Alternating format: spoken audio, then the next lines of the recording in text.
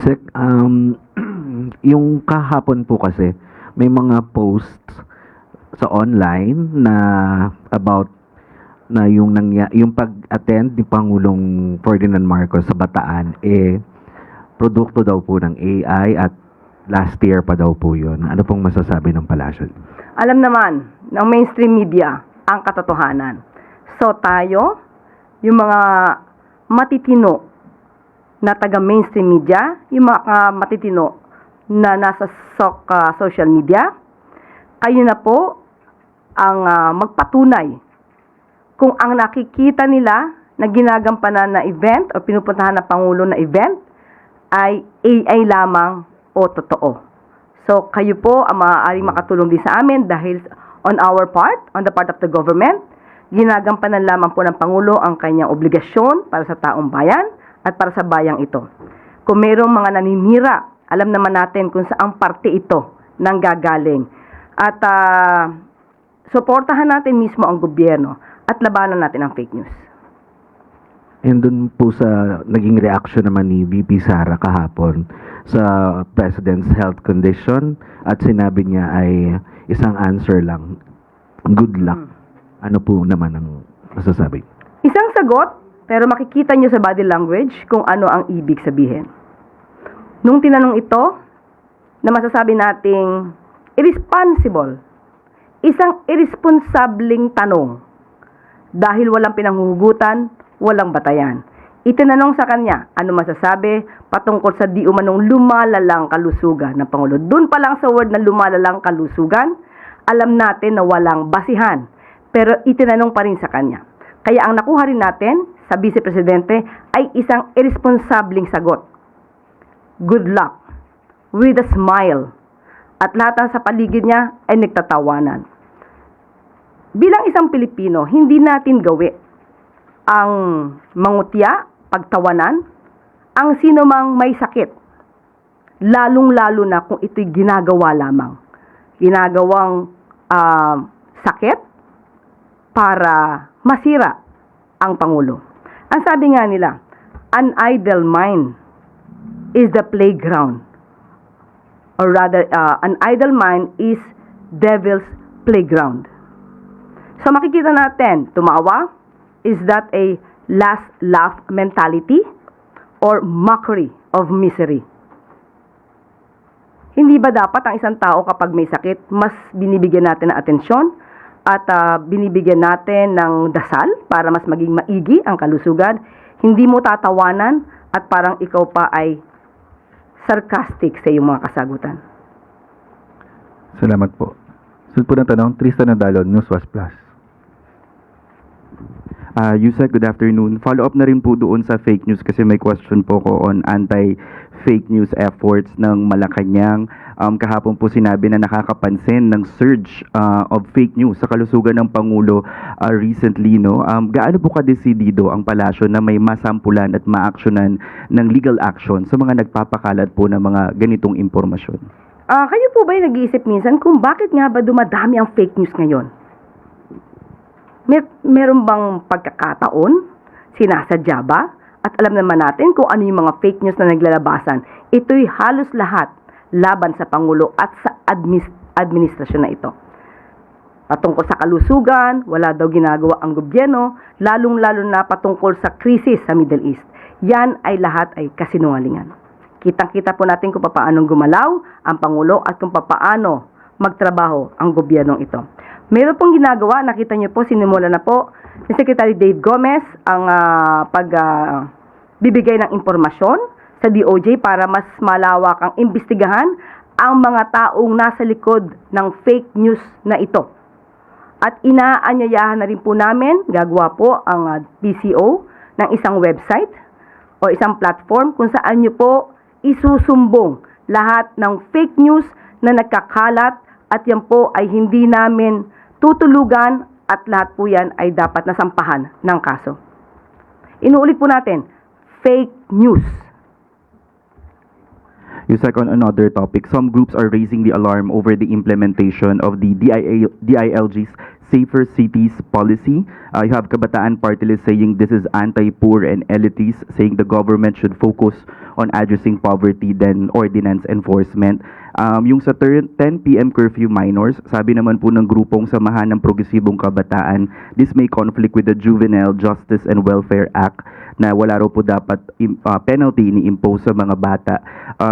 And yung previous Supreme Court ruling na ini-struck down yung mga ganito pong curfew. Given this legal limits, is Malacanang still supportive of this national policy? Unang-una po, ito naman matagal na mga ordinansa. Pinapatupad lamang po ng DILG. So, ang pagdidisiplina sa mga kabataan, nakita po natin sa mga news na yung mismong nanay ang nagrereklamo na ang mga anak nilang minor de edad ay hindi nila mapauwi at matigas ang ulo. Hindi po naman ibig sabihin ng pagdidisiplina sa mga kabataan para mas maging safe sila at protected ay anti-poor na. Hindi po lahat ng pagdidisiplina ay sasabihing anti-poor. Ito po ay para sa protection ng bawat Pilipino. Last na lang po.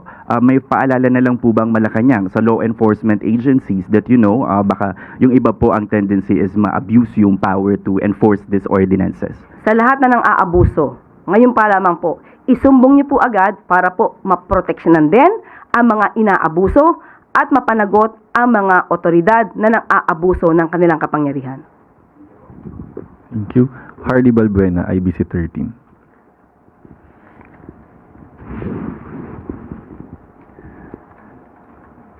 Isuyo po ng mic. Hi, good afternoon, Yusek. Ma'am, since present din po si DA Secretary Francisco Cho Laurel Jr. dun sa second uplift meeting, may update na po kaya dun sa EO that will impose the 50 pesos price cap on per kilo of imported well-milled rice? Yes, sa ngayon po ay naipasa na nga po itong rekomendasyon at nakikipag-coordinate po ang Pangulo at ang administrasyon sa DA at sa DTI para po maipatupad ng tama ang masasabing price cap sa nasabing bigas. Ma'am, is the uplift committee or the President also considering imposing discounts through subsidies sa iba pang varieties ng rice, especially po sa local, since yun po yung tumataas talaga? Sa ngayon, wala pa po na pag-uusapan doon. At itutuloy ko lang po yan. Noong nakaraang press briefing na itanong po sa atin kung bakit may tumataas na mga presyo sa palengke. Kasi po, ang DTI po, ang covered po ng DTI ay mga groceries. Sa pagdating naman po sa mga palengke, ang may hawak po dito, ang jurisdiction po dito ay ang DA. So, tinanong po natin mismo sa Secretary Kiko Laurel Jr. kung bakit mayroon na nagrereklamo na tumataas ang presyo ng mga bilihin sa palengke kung ikukumpara dahil sinabi nga na hindi magtataas ng presyo ng mga basic needs at prime commodities sa grocery. Ang sabi kasi ni Secretary Kiko Laurel, kung ikukumpara ang mga supply sa grocery, usually umaabot ito ng 60 days na inventory. So, maaaring hindi agad magtaas. Unlike po sa mga palengke, na karaniwan ay mga kada araw bumibili ng kanilang mga supplies, kaya medyo tumataas because of the logistic. Pero kapag ka po naman, inabuso rin ng mga kababayan natin ang pagbebenta ng mga basic goods diyan po sa palengke, ipagbigay, alam nyo rin po, sa Department of Agriculture. Ibibigay ko po sa inyo mamaya ang daily price report po as of April 9, 2026 na ibinigay po ng Department of Agriculture. Ibibigay ko po sa inyo mamaya. Salamat po. Follow-up question, Ivy Reyes, Bilionario. USEC Ambassador Babe Romualdez said we're asking for a 6-month extension of of Washington's temporary waiver on to buy Russian crude oil. Can we confirm this with the palace po? Hindi ko po natanong sa ngayon. Siguro maya-maya po itatanong ko po sa kanila at maibibigay ko po sa inyong kasagutan. And USEC, can we just get the clarification on when can we expect the result of the President's decision on DBCC's recommendations po? Because we've been waiting for it for... Yes, binanggit po kanina, hinintay lamang po namin ang pag-anunsyo ng Pangulo by next week. By next week. Salamat po. Christian Bascones, PRTV.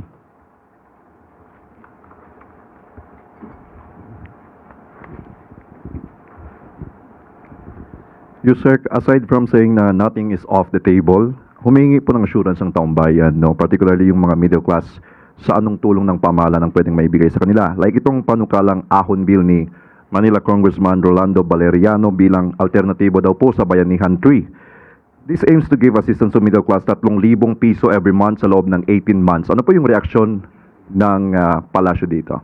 Ano po yung bandang huli? 3,000 piso ang ibibigay sa middle class, lalong-lalo na po yung mga earning 25,000 pesos a month sa kanilang wage for within 18 months. Ano pong reaksyon ng palasyo dito? Unang-unang hindi pa po natin natatanggap na ang version na sinasabi na ahon bill. Maganda po yan, pero nangangailangan po rin yan ng supplemental budget. So, tignan po natin. Hindi po ito pangit na bill. Maganda po siya. Pero syempre, kinakailangan pong pag-aralan po yan kung saan din kukunin yung budget kasi bago po ito. Hindi po siya kasama sa 2026 GAA. So, mas maganda po na papag-aralan at kung ano man ang kahihinatnan po niyan at makakabuti po to sa taong bayan, especially sa middle class,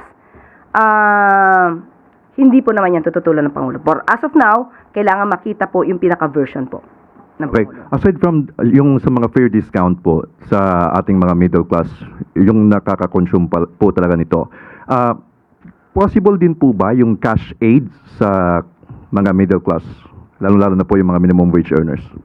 Ngayon po, pag-aaralan po yan. Dahil sabi nga po natin, kailangan po ng kaakibat na budget po dyan. So, kung meron po tayong batas at meron nakalagay na pong budget po dito, mas maganda po na maipatupad kung meron na po. Thank you, sir. Salamat po. Clay Pardilla, PTB4. USEC drivers suffer daily with high prices of fuel and very low income. How does Malacanang view Senator Bato de la Rosa's absences during the 20th Congress na umabot po ng 31 days, yet he continued to receive pay, which is taxpayers' money? Hindi po siguro tayo ang dapat sumagot niyan. Ang dapat pong sumagot niyan ay si Senator Ronald Bato de la Rosa. Kung ano po ang nararamdaman niya, dahil karamihan po sa atin, halos lahat tayo ay nagtitipid. Sa kanya po nyo siguro itanong yan kung inyo po siyang mahahanap. Salamat po. Wala na pong katanungan. Balik na po sa iyo, Yusek. Maraming salamat. At bago tayo magtapos, Pangulong Ferdinand R. Marcos Jr. naging abala nitong nagdaang linggo upang iangat ang pamumuhay ng ating mga kababayan sa kabila ng mga pagsubok sa loob at labas ng bansa. Noong Lunes, malugod na tinanggap ni Pangulong Marcos Jr. ang mga opisyal ng Mitsubishi Motors Corporation kasama si Chief Executive Officers Takao Kato upang pag-usapan ang kanilang planong mag-produce ng hybrid electric vehicle sa ilalim ng Electric Vehicle Incentive Strategy Program. Pinangunahan din ng Pangulo ang oath-taking ng mga bagong halal na opisyal ng Vice Mayor's League of the Philippines kung saan binigyan diin ang pagpapalakas ng kakayahan, pondo at digitalization ng mga LGU upang mas mapabuti ang serbisyo sa taong bayan at mapatatag ang ugnayan ng lokal at pambansang pamahalaan. Noong Martes, pinangunahan ni Pangulong Marcos Jr. ang Uplift Committee meeting upang i-review ang rekomendasyon ng DBCC sa fuel excise tax at ang ibang mga hakbang upang mapabilis ang tulong sa taong bayan na apektado ng mataas na presyo ng langis. Nitong Miyerkules ay bumisita naman si Mexican businessman at philanthropist Victor Gonzalez Herrera kay Pangulong Marcos Jr. bilang bahagi ng pagdating ng pilgrim image ng Our Lady of Guadalupe sa June 13, 2025. Inaasahan na mapapalakas nito ang spiritual at cultural significance ng mga Katolikong Pilipino sa bansa. Kasunod nito ay agad na pinangunahan ng Pangulo ang ika-4 na PISAC Education and Job Sector Group Meeting upang matiyak ang agarang suporta para sa mga umuuwing OFW sa pamamagitan ng job matching, targeted upskilling at tulong sa pagnenegosyo. Pinalakas din ito ang digitalization at suporta sa mga MSMEs. Kinagabihan naman ay dumalo si Pangulong Marcos Jr. sa 75th anniversary ng Philippine Holy See Diplomatic Relations sa Intramuros, Manila. Kahapon Huwebes ay pinangunahan ni Pangulong Marcos Jr. ang ika-84 na anibersaryo ng Araw ng Kagitingan kasabay ng pag-alala sa kabayanihan at sakripisyo ng mga bayani ng Bataan at Corregidor. Dito ay binigyan diin ng Pangulo na ang tunay na lakas ng bansa ay hindi lamang nasusukat sa tagumpay, kundi sa kakayahan ng bawat isa na tumindig, magkaisa at bumangon sa gitna ng mga hamon. Tuloy-tuloy din ang pagsuporta ng pamahalaan sa mga veterano sa pamamagitan ng pagpapalawak ng serbisyong pangkalusugan at benepisyo. Sa gitna ng mga pagsubok sa bansa, walang humpay ang pagtatrabaho ni Pangulong Marcos Jr. at ng pamahalaan para sa mamamayang Pilipino.